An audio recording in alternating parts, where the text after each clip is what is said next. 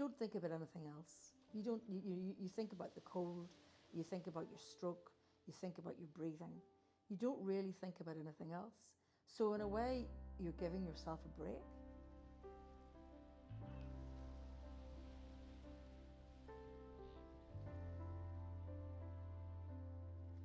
When I started swimming, the the one thing I would have, I know I share this with other people as well. I got this huge feeling of euphoria when I came out of the sea, that of we can do this. I can do this. This is amazing.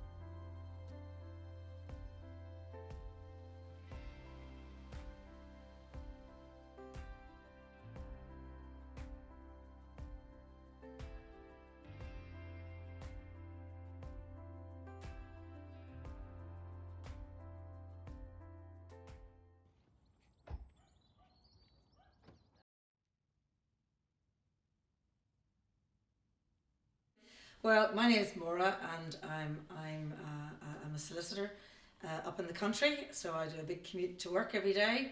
I've been doing that for about too many years, but probably close to 40 at this stage. And I've got 3 children, and they're all away in England. 2 of them are still studying, one's finished. And I live here in Hollywood, and I do a long commute to work because I like living by the sea.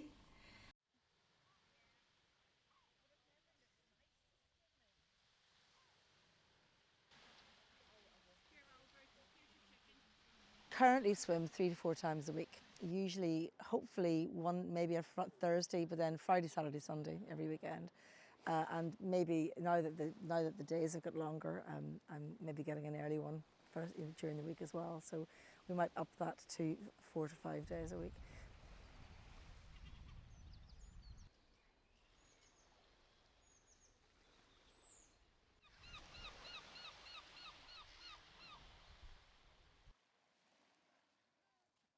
I feel like I'm a seal when I go in the water. When you first go into the water, when I first go into the water, I like to walk in and get to waist height, and then wait until I stop feeling my bottom half. And then when I've stopped feeling my bottom half, I just count to 3 and go for it. And after about 30 seconds, I'm fine. It's just getting those shoulders in, and then I tend to start off with breaststroke, but I get a bit cold doing breaststroke. So after a while, I take the plunge and put my face in the water and do front crawl, and that's my happiest. That's when I'm at my happiest in the water. And I just feel it's just so, I have a bit of arthritis, and it's just so comfortable swimming, so comfortable.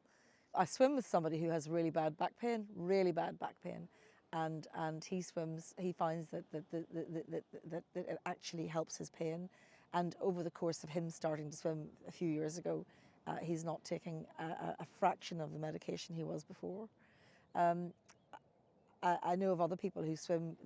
There are a few mental health groups who actually, men's mental health groups actually, who swim here regularly, because I mean it really does clear the head, and certainly from I think, as I mentioned another time, it certainly clears a hangover, but certainly I think people help for pain and for mental health. It's lovely to come down here and know that I know that there's a fair chance that I'll see if I came on my own, which is fairly rare, but there's a fair chance I'll see somebody who I know, and that's quite nice, because you like to be, if you're out in the sea, it's nice to have a buddy watching you, and the people we all do look out for each other, so that's really nice. And I'm in a little group of people who I got to know just really since swimming largely, and we're a little band of 5, and we I think we all value each other's company. Really value each other as friends, and that's all through swimming. So that's been very valuable. I can't imagine not being friends with these people for the rest of my life now.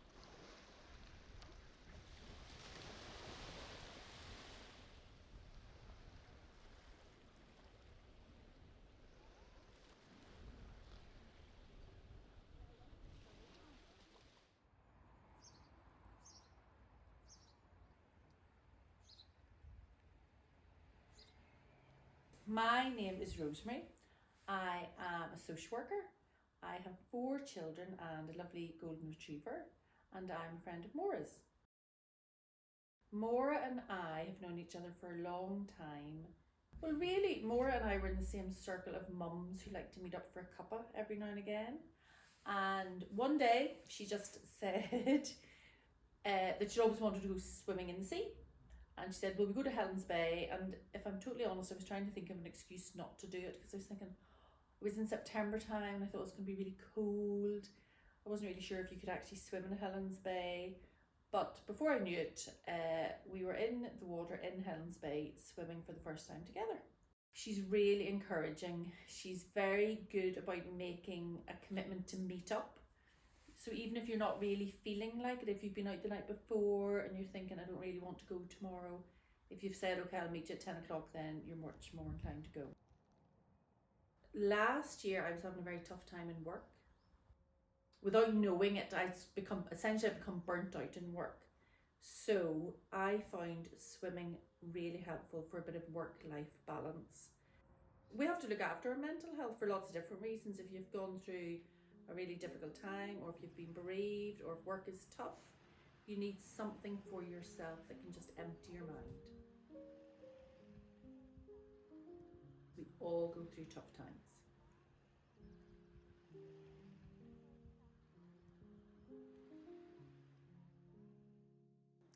My mother was probably more religious than Mother Teresa. You know, she was a really decent woman. She had 11 children. She was born in 1926. She didn't have the benefit of a great education, but education was king in our family, absolutely king. All of us went on and did something with our lives. She was very keen that we would do that. And she went on and did Open University. She was doing Open University when I was at school. I was the youngest of 11.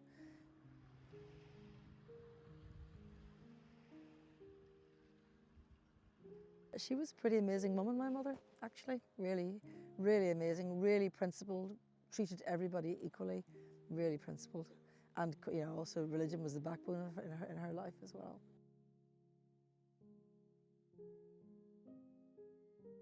When we learned that she was going to be dying and we weren't going to be able to be with her, the nursing home she was in said that 2 of us could go. My family agreed that it would be me and my sister who'd go. So me and my sister went on Easter Sunday night, and then the next day I went home to have a shower. And during that time, the day staff, came back into the nursing home and said that only one of us could stay.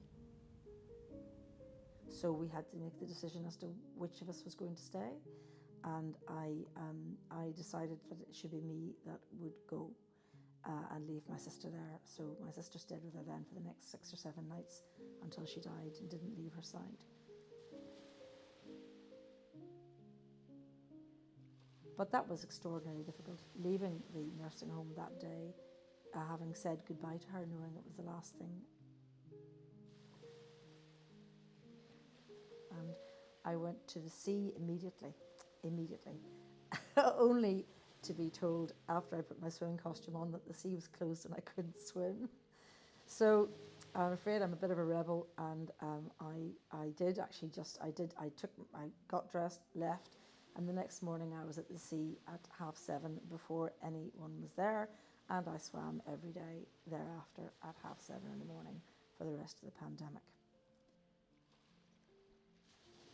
I do think as well when I'm swimming, but it's in that measured kind of space where you're breathing and moving your arms, and kicking your legs, and the water's washing over you, and maybe it's to do with the rhythm. Maybe it's to do with the rhythm, and perhaps that rhythm is what gives you gives you a template to work with when you're processing grief.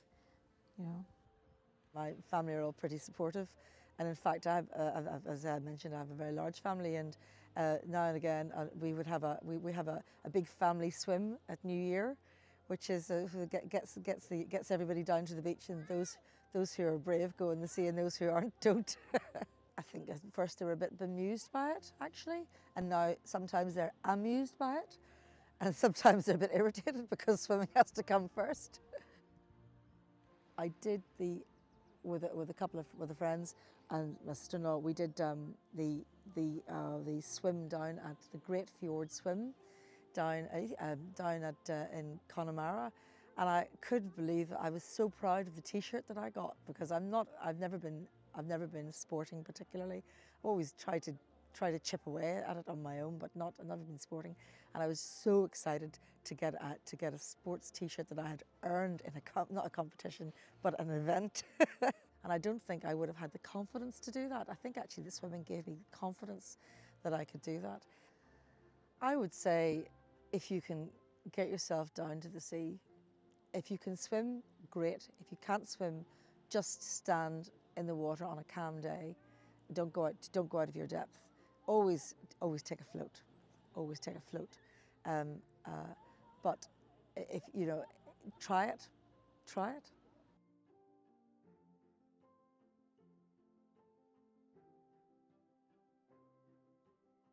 I would like to be able to swim for the rest of my life. I would really hope that I'll be fit to get down to the sea for the rest of my life.